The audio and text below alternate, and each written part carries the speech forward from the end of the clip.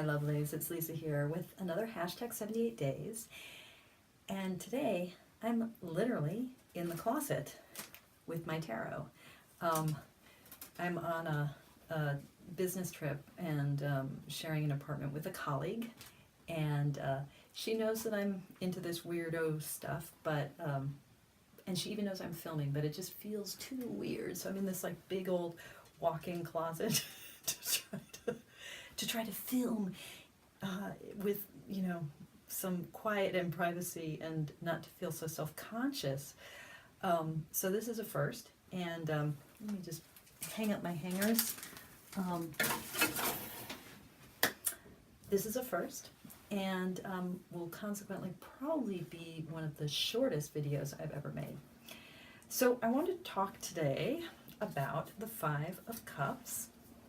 And one of the things I was thinking about with the fives in general, and this will become actually quite important for me with the Five of Swords, but is the way in which the fives in each suit, I think maybe more than any other of the pip cards, the fives really invite us, they invite us to explore a story.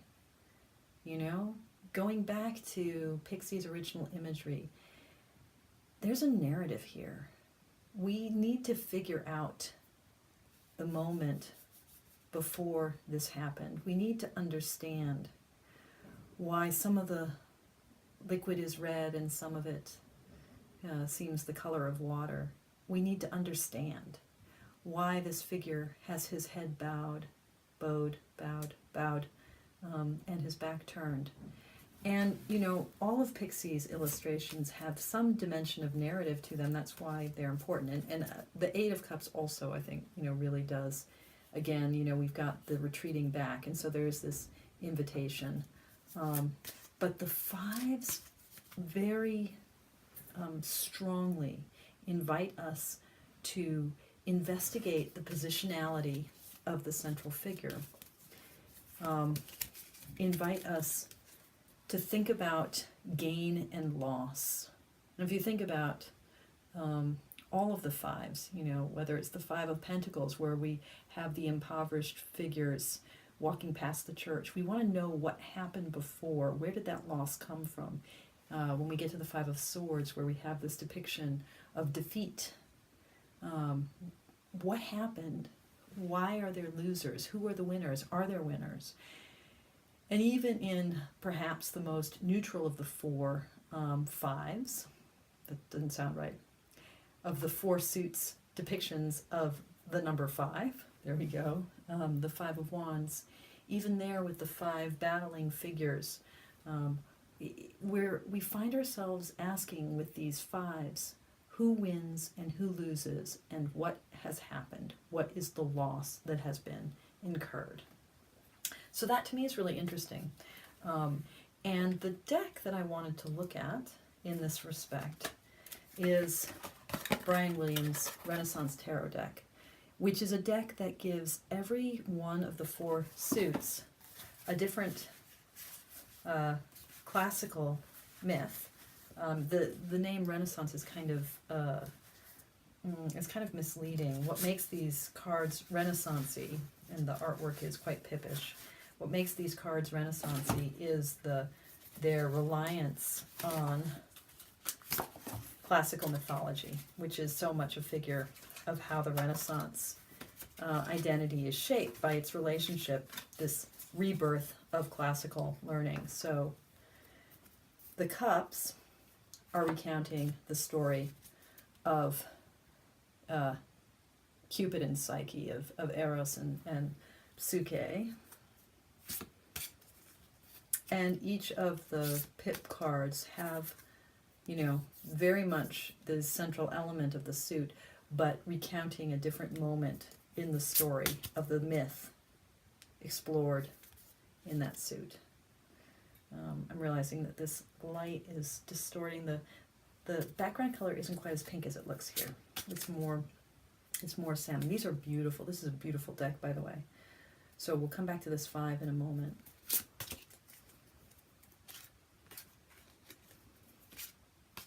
you know, particularly if you're interested in pips, but you don't want to necessarily go with the Mousset deck or with Crowley's Tote. You want something a little bit more warm and friendly. What I love about Brian Williams' deck is that you can really get into the story, and that can carry you through the meaning of each of the pips. It can help you understand a way into reading these cards. So the pip cards, as I was saying, go through the story of Eros and Psyche.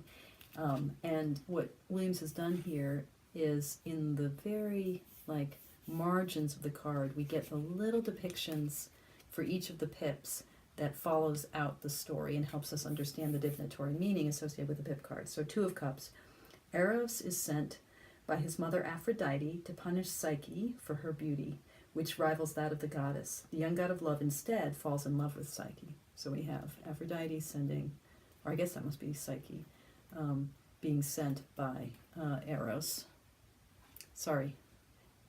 Psyche being visited by Eros, who is sent to punish her, but falls in love.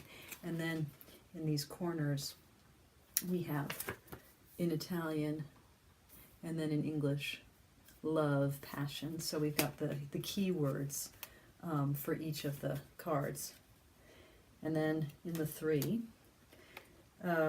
when at the order of Apollo's oracle, Psyche is offered as sacrifice to a winged monster, Eros rescues her. Cloaked in invisibility, he brings her to a splendid palace. Psyche is not allowed to look upon her lover. So, you know, the image of the love disguised, right? And so again, you've got, what does it say? Solace and rescue for the 3 of Cups. So that kind of celebratory feeling of the 3 here gets depicted in that joy of being rescued, Eros rescuing Psyche. And then the 4, the sisters of Psyche are jealous of her fabulous wealth and her happiness. They plant in Psyche's heart the suspicion that her invisible lover must be a monster. So that sense of rejection of this gift that's offered to you, this doubt that we talked about yesterday with the 4 of Cups, that turning away from the bounty and beauty of the world, this instilling of doubt in what is being offered to us is what was being depicted here in the story of Eros and Psyche. And then we come to the 5. Driven by curiosity and fear, Psyche spies on Eros at sleep. She discovers him to be the beautiful youth for whom her heart had hoped. And the key words that we have are error. So, you know, she makes a mistake.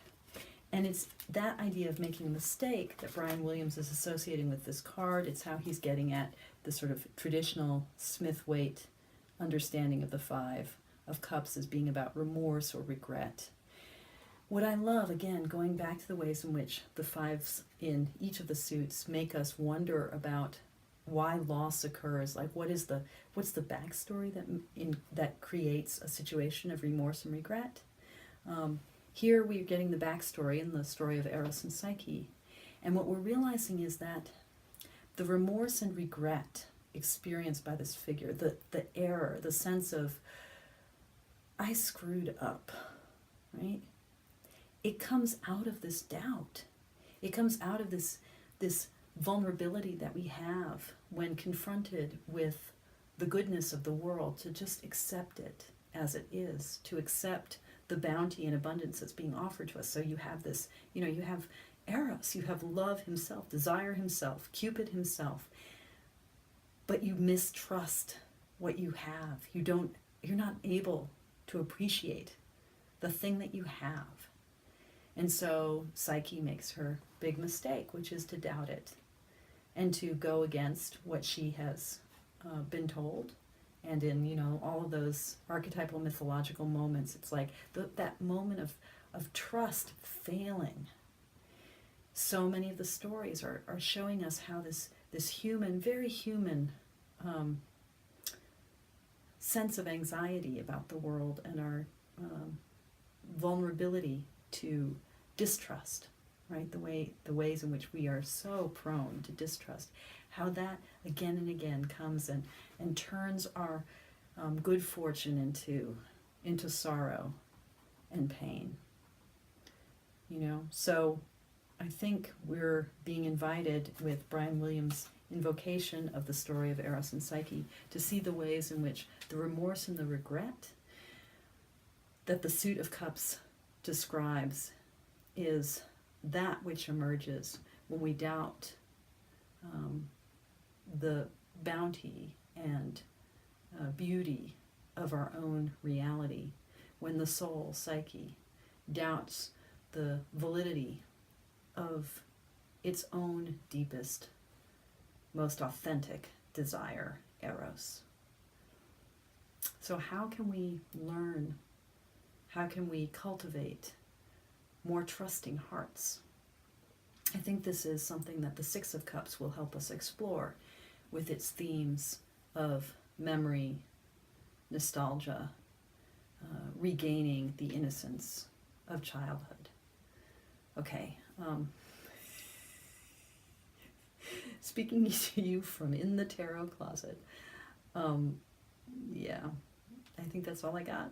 And as always, thank you guys for joining me here in the closet. Yeah. Yay! Yay! Thank you.